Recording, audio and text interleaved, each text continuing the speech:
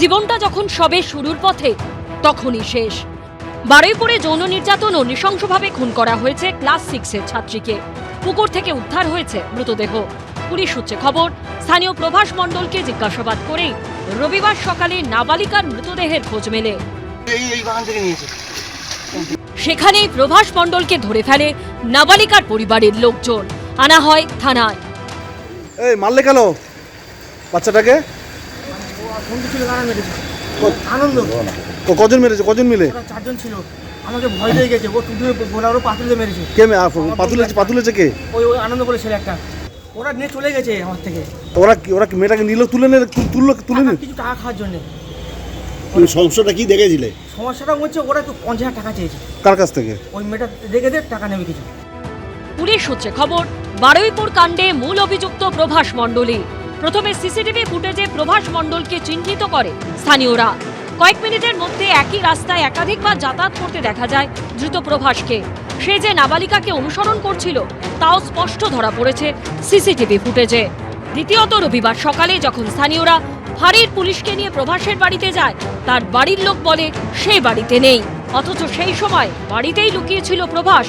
সন্দেহ আরও জোরালো হয় যখন প্রভাস মণ্ডল পুকুরের ঠিক কোন জায়গায় বস্তাবন্দি করে কিশোরীকে ফেলা হয়েছিল তা দেখিয়ে দেয়। পুলিশ সূত্রে দাবি, প্রভাস মণ্ডলের বক্তব্যে ছিল ছত্রে অসঙ্গতি।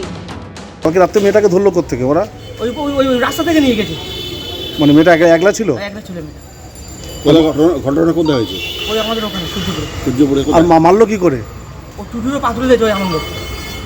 এরকম ভাবে পাতুলে। কজন ছিল অভিযুক্তরা? কজন ছিল? চারজন ছিল। নেশা আমি করেছিলাম। ওরা নিয়েছিল মদ খেয়েছিল। নেশা করেছিলাম।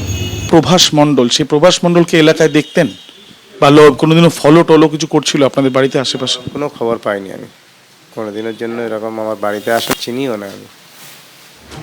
সেই প্রভাস মণ্ডলেরই এনকাউন্টারে মৃত্যু হলো। হিন্দল দে, প্রদ্যুৎ সরকার ও সমীরণ পালের রিপোর্ট, এবিপি আনন্দ। ও যেরকম একটা মেয়ের কষ্ট দিয়ে মেরেছে, ও তো সেই মরেছে।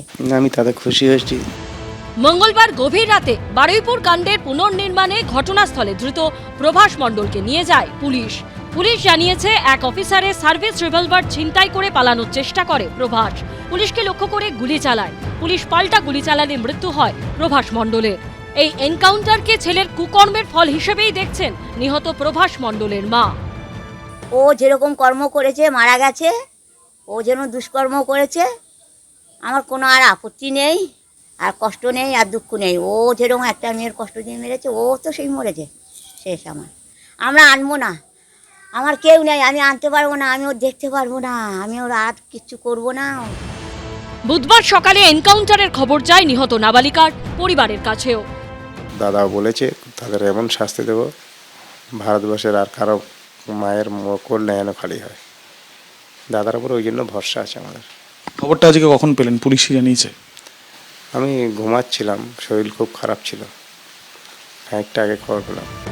কয়েক ঘন্টা আগেই পুলিশের এনকাউন্টারে মৃত্যু হয়েছে স্বামীর, কিন্তু সেই সব ভুলে নিহত নাবালিকার পরিবারের পাশে দাঁড়িয়েছেন প্রভাস মণ্ডলের স্ত্রী। তো আমার বিয়ের পরেও আমি ওর নোংরামও দেখেছি, অনেক অত্যাচার করে আমি এখন সংসার করছি। তো এটা আমি মানে মেনেই নিয়েছি যে ও করেছে, ও অন্যায় করেছে, ও দোষ করেছে, ও হচ্ছে গুলি খেয়েছে, এটা বলার কিছু না। পুলিশ সূত্রে খবর, বারুইপুর কাণ্ডে মূল অভিযুক্তই হচ্ছে প্রভাস মণ্ডল। এছাড়াও ঘটনার দিন তার সঙ্গে ছিল আরও 3 জন।